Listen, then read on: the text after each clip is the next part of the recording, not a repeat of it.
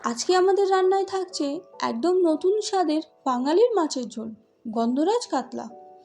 মৌরি বাটা আর তেঁতুলের অনন্য মিশ্রণে তৈরি এই রেসিপি, যা আপনাকে এনে দেবে এক অন্যরকম স্বাদের অভিজ্ঞতা। তাহলে চলুন দেখে নিই কীভাবে বানাবো আজকের এই স্পেশাল গন্ধরাজ কাতলা। নমস্কার বন্ধুরা, আমি পায়েল, আপনারা দেখছেন পায়েলের পাকশালা ইউটিউব চ্যানেল। রান্না শুরু করার আগেই আমরা এই পাকা তেঁতুলটাকে জলে ভিজিয়ে নেব। এবার এটাকে হাত দিয়ে ভালো করে কষলে নিয়ে 10 মিনিটের জন্য রেখে দেবো। ততক্ষণ একটা মশলা বানিয়ে নিই। এবার এই পাত্রের মধ্যে নিয়ে নিচ্ছি 2 চামচের মতন গোটা মৌরি, হাফ চামচ গোটা জিরে ও 2টো শুকনো লঙ্কা। তারপর এটাকে আমরা শিলে বেটে নেব। আপনারা মিক্সিতেও বেটে নিতে পারেন। আর ভিডিওটি যখন দেখা শুরু করেছেন তাহলে অবশ্যই একটি লাইক করে চ্যানেলটিকে সাবস্ক্রাইব করে পাশে থাকা বেল আইকনটিকে ক্লিক করে দেবেন। পেস্টটা ঠিক এইরকম করেছি, একটু দানা দানা। এবার এই কড়াইয়ের মধ্যে দিয়ে দিচ্ছি বেশ কিছুটা সর্ষে তেল। তেলটাকে ভালো মতন গরম করে নিয়ে ফোড়নের জন্য দেবো শুধু 2টো শুকনো লঙ্কা। তারপর দিয়ে দেবো 2 চামচের মতন পেঁয়াজ বাটা। এবার এই পেঁয়াজটাকে ভালো মতন নাড়াচাড়া করে হালকা গোল্ডেন ব্রাউন করে আমরা ভেজে নেব। পেঁয়াজ আমাদের ভাজা হয়ে গেছে। এবার দিয়ে দিলাম 1 চামচের মতন রসুন বাটা। এই রসুনটাকেও পেঁয়াজের সাথে ভালো মতন আমরা মিশিয়ে নেব। এবার দিয়ে দেবো 1 চামচের মতন আদা বাটা। এই আদাটাকে রসুন ও পেঁয়াজের সাথে ভালো মতন মিশিয়ে নিয়ে কষিয়ে নেব। এদের কাঁচা গন্ধ কাটিয়ে নেব। মশলাটা অনেকটা শুকিয়ে গেছে, তাই জন্য দিয়ে দিচ্ছি সামান্য একটু জল। এই জলটাকেও মিশিয়ে নিয়ে আবারও কষিয়ে নেব। কষিয়ে নিয়ে এর কাঁচা গন্ধ কাটিয়ে নেব। আদা রসুনের কাঁচা গন্ধ কেটে গেছে। এবার দিয়ে দিচ্ছি কিছু গুঁড়ো মশলা। 1 চামচ হলুদ গুঁড়ো, 1 চামচ জিরের গুঁড়ো আর 1 চামচ ধনের গুঁড়ো, আর ঝালের জন্য 1 চামচ লাল লঙ্কার গুঁড়ো।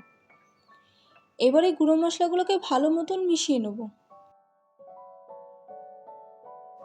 দিয়ে দিচ্ছি সামান্য একটু জল। এই জলটাকে দিয়েও ভালো মতন আমরা কষিয়ে নেব। আবারও দিয়ে দিচ্ছি সামান্য একটু জল। ঠিক এইভাবে জল দিয়ে দিয়েই মশলাটাকে আমাদের কষাতে হবে, না হলে তলে লেগে যেতে পারে।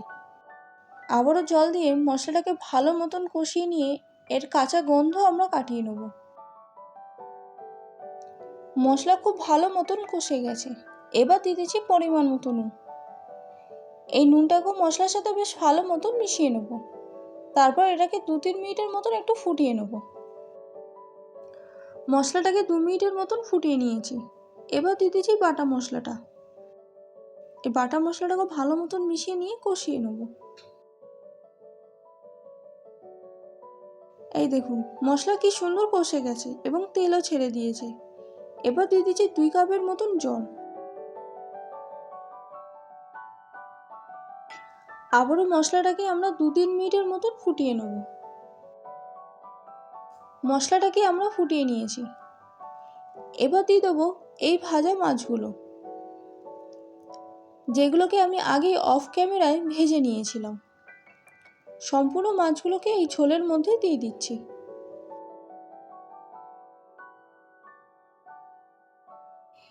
এবার একটু নাড়াচাড়া করে নিয়েই এই ঝোলের সাথে মাছগুলোকে আবারও 3-4 মিনিটের মতন ফুটিয়ে নেব। এই ঝোলটাকে আমরা 3-4 মিনিটের মতন ফুটিয়ে নিয়েছি। এবার দিয়ে দেবো তেঁতুলের সেই জলটা, যেটা আমরা আগে ভিজিয়ে রেখেছিলাম। এরকম একটা ছাঁকনির সাহায্যে ছেঁকে নিয়ে সম্পূর্ণ জলটাকে এই মাছের ঝোলের মধ্যে দিয়ে দিচ্ছি।